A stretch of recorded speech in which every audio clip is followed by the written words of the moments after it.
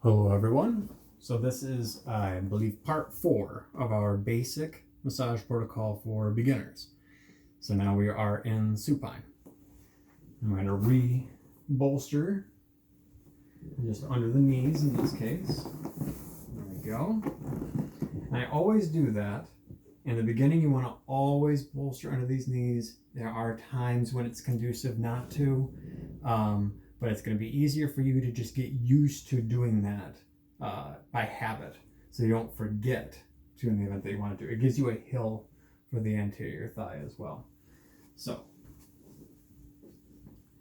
my starting point here is always the anterior thigh and the quads. Let's see how easy that's going to be. I have to do this. There we go. Obviously, I wouldn't usually put the blanket in that position. I am moving it in such a way so that you guys can see better.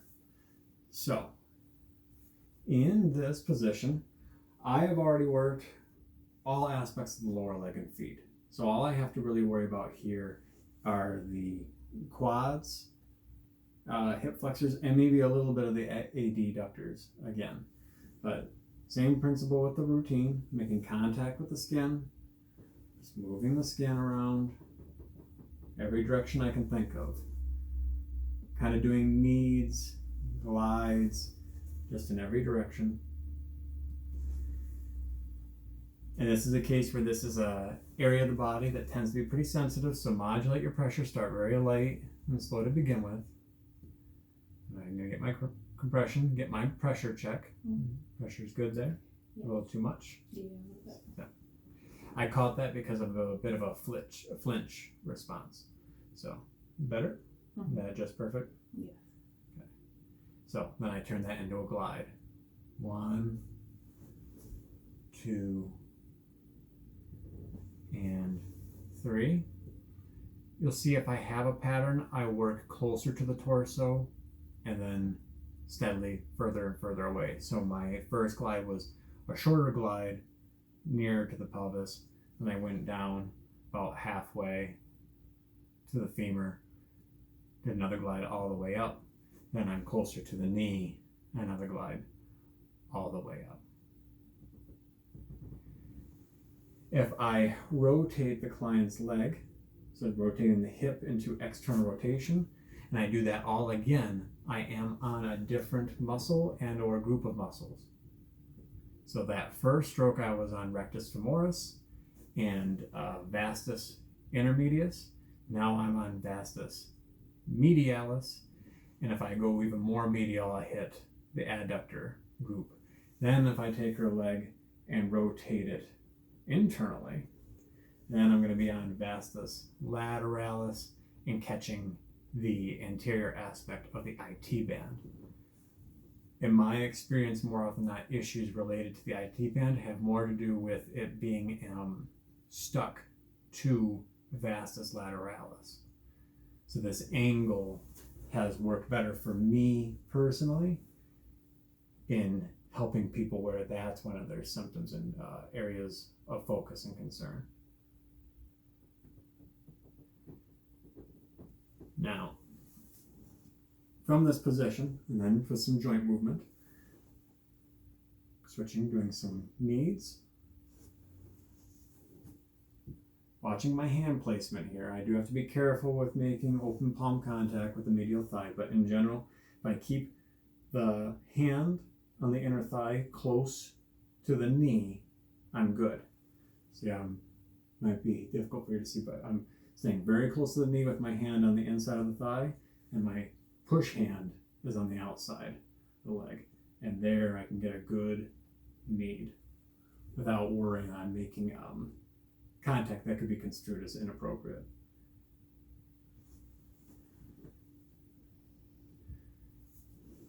And a little joint movement by simply rocking.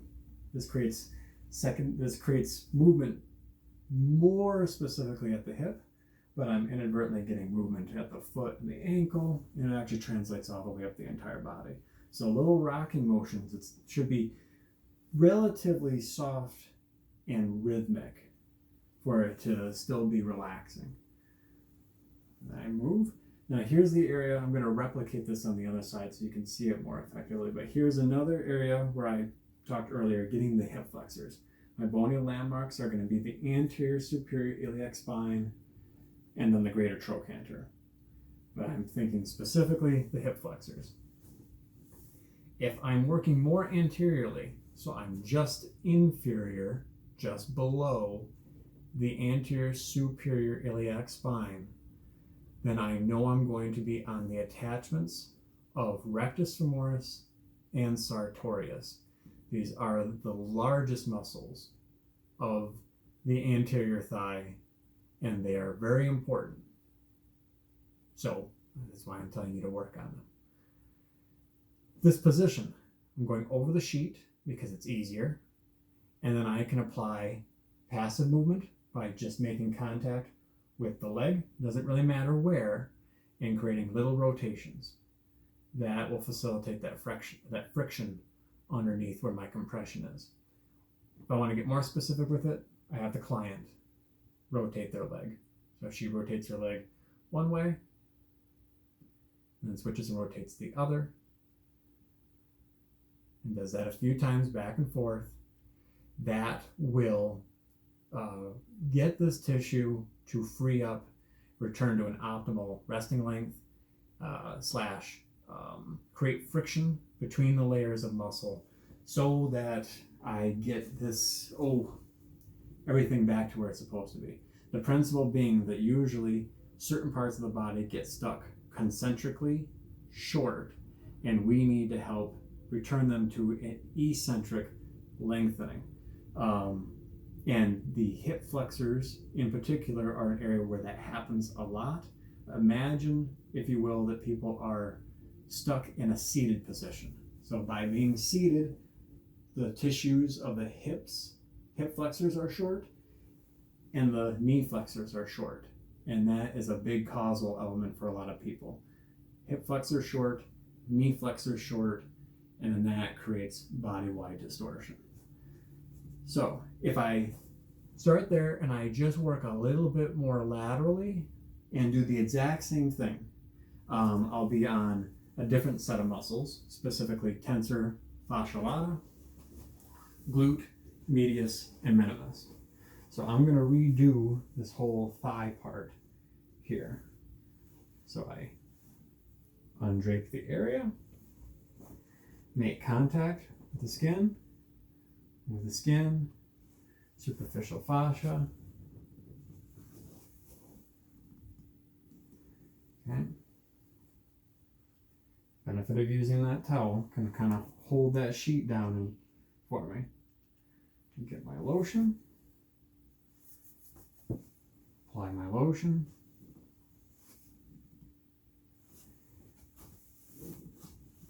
Establish contact, in this case with my forearm. I'm going to do a pressure check and you tell me when it's just perfect. That's good. And I take that compression, turn it into a glide. 1 glide, 2, and 3.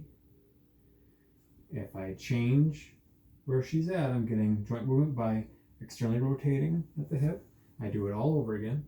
1, 2, and 3. And then internally rotate. 1, 2, and 3. Then knees. 1, 2, 3.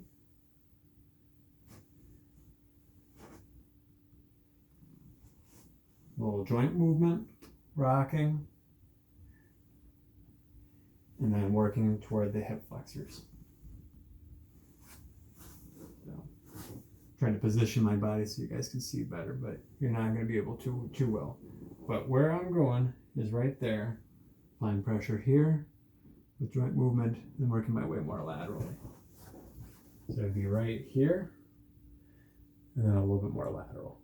The more anterior I am, the more I'm thinking about hip flexors. If I go more lateral, then I'm on muscles that do more of abduction as well as some rotation.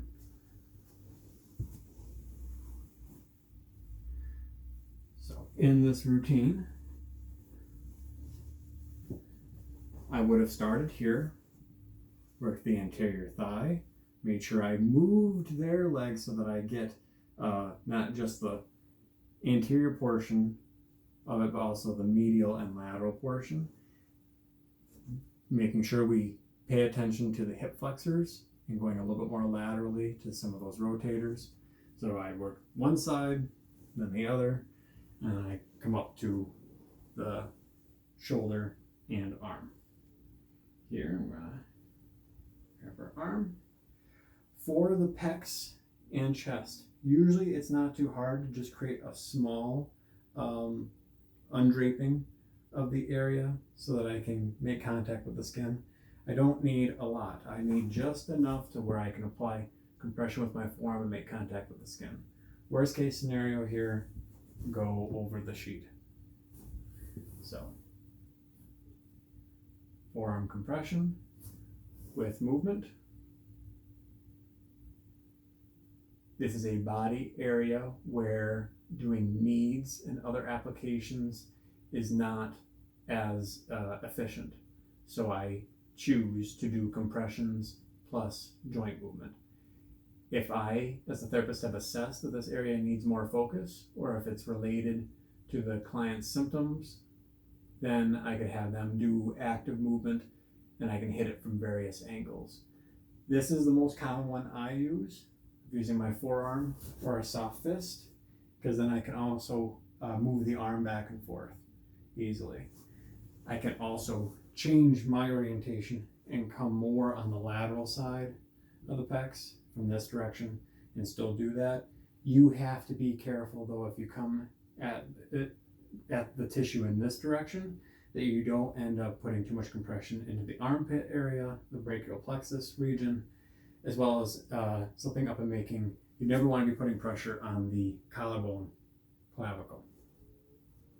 So with this, with the arms, what's nice is I can, just like I showed with the legs a little bit, I can be doing massage while incorporating joint movement a lot. So right now I'm doing gliding strokes.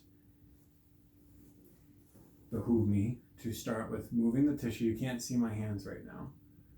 Moving the tissue of the arm. I'm just going to come around and demonstrate all that. So here for the chest and pecs, find her arm. Search for their arm lower. She's all tangled. Here we go. Small window. Now my hand makes contact with the table. That puts my forearm on an angle to the pecs. That way I don't end up hitting her ribs or her collarbone with the sharp point of my elbow. Okay? By just making contact, holding the table with my palm and bringing my forearm down this way, I'm naturally going to come in at an angle where I am going to hit the pecs. So it's safer. Just let your hand here and bring the forearm down. And I include the joint movement. Step up. Now I'm going to make contact with the skin. I'm including joint movement just by holding her wrist here. But this is going to allow me to do glides perpendicular to the humerus in this case, the long bone of the upper arm. And if I just switch my orientation, then I can do gliding strokes that go parallel and include joint movement that way.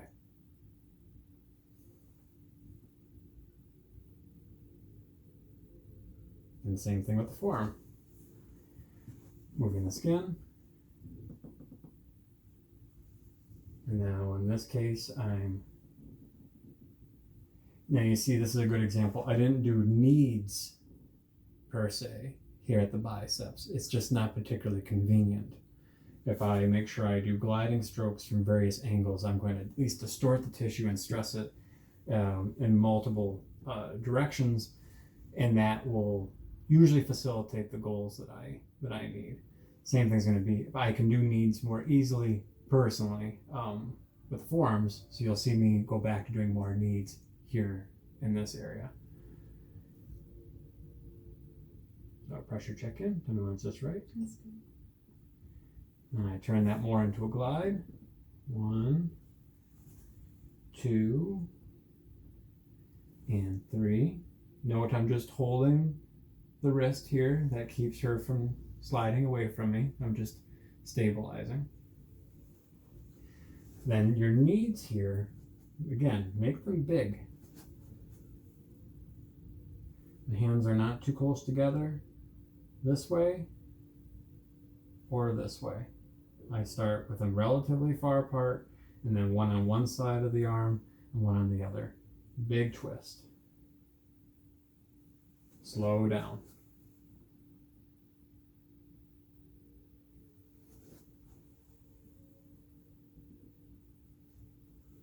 And then I can include, this is a very convenient place to apply a little traction in joint movement.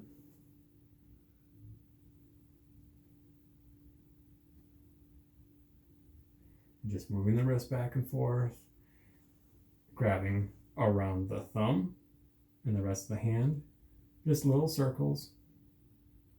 And then as far as the fingers go, one of my tricks has been with my last 3 fingers, I grip the thumb and the pinky, good squeeze. Same thing, index finger, ring finger, squeeze, middle finger, thumb, squeeze.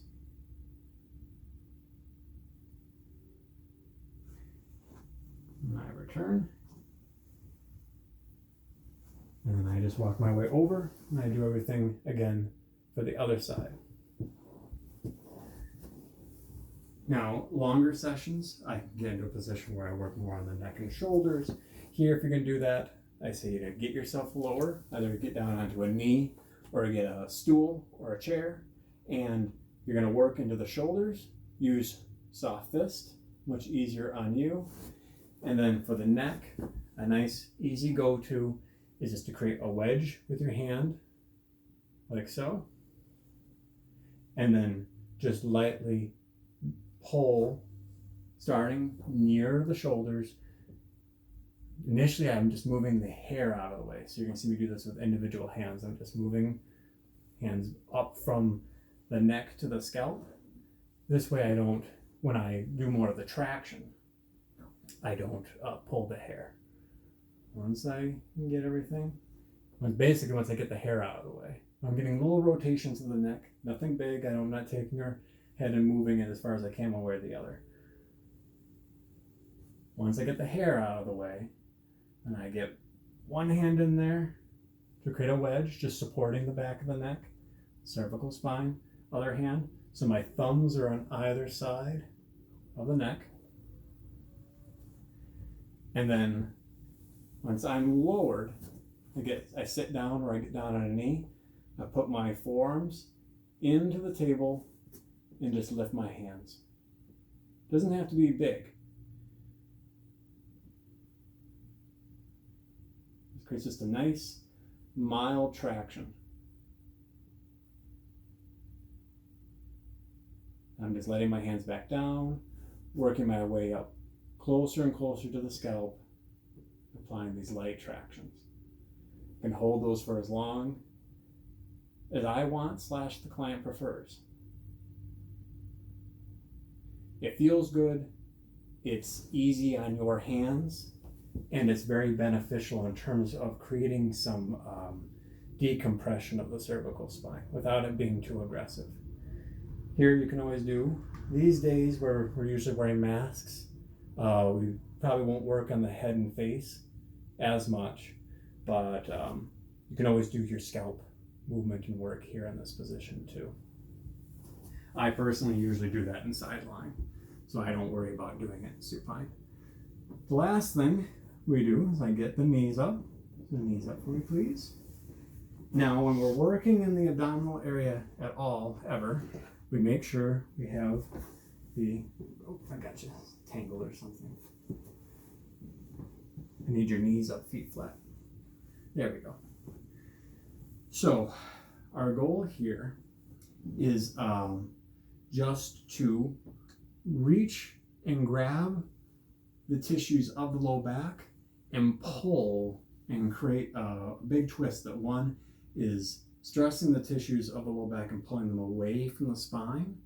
But this is also going to create a bend and a twist of the abdominal muscles. So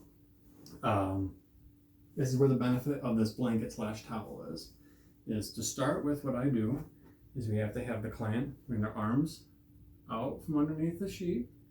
And you're just going to hold on to that blanket for me. Same thing, other arm. Out and around.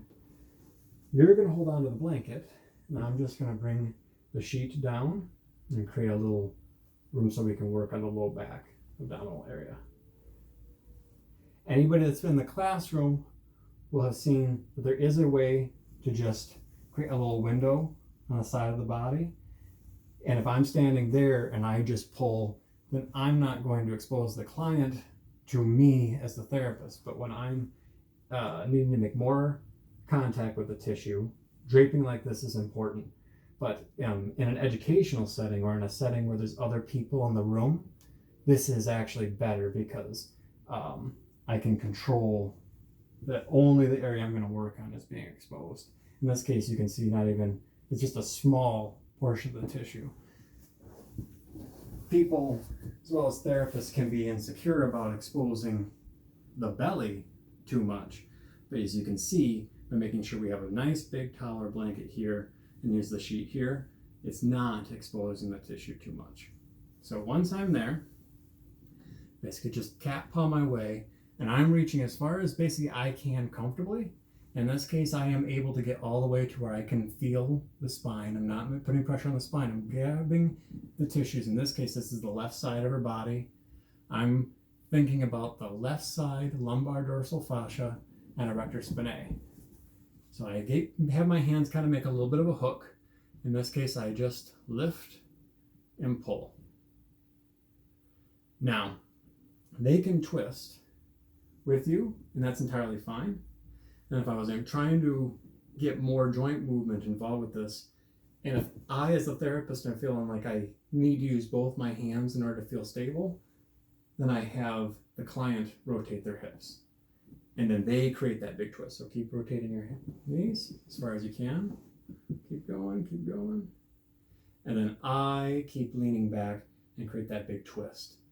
And I'm basically just pulling from your low back all the way to the front of the abdominal wall. And then reset, come back. I just work my way, get to the low back, big lift and pull, and have them twist. Go ahead and rotate your knees to the left as far as you can.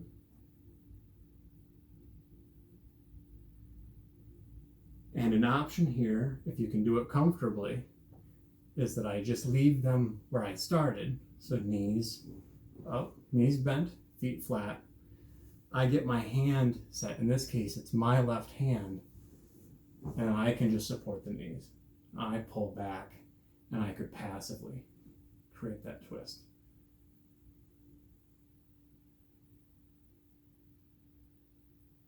Now, there's other aspects that we could look at with abdominal work, but this is the one that I use the most.